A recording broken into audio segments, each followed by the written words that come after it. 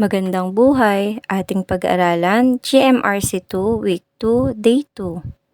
Pangangalaga sa kalusugan, gabay ang pamilya.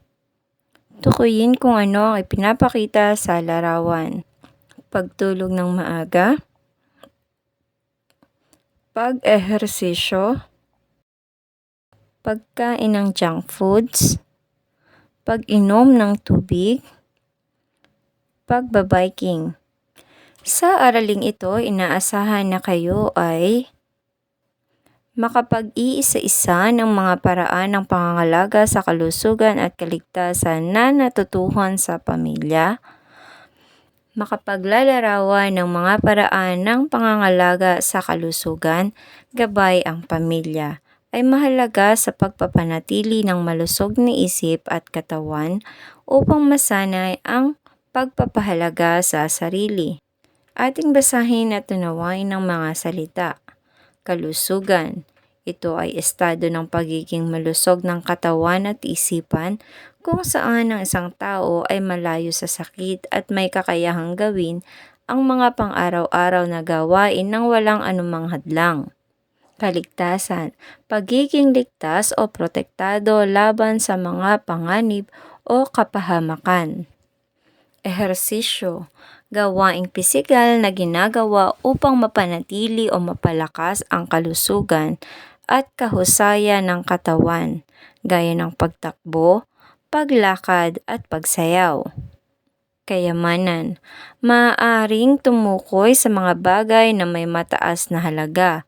Maaari rin itong tumukoy sa taglay na karanasan o kalakasan ng isang tao. Ating basahin isang maikling tula. Ito ay pinamagatang, kalusugan ay kayamanan, kaligtasan ay kailangan. Isinulat ni Crisel B. Kemkem. Lagi mong tandaan, kalusugay kayamanan, kasama ang pamilya, pati na rin kaibigan. Prutas at gulay lagi nating kainin, tubig na inumin, huwag kalimutan man din.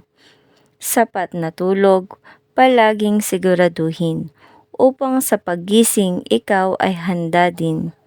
Maglaro, tumakbo at mag-ehersisyo pa para sa kalusugan, gawin itong lagi na.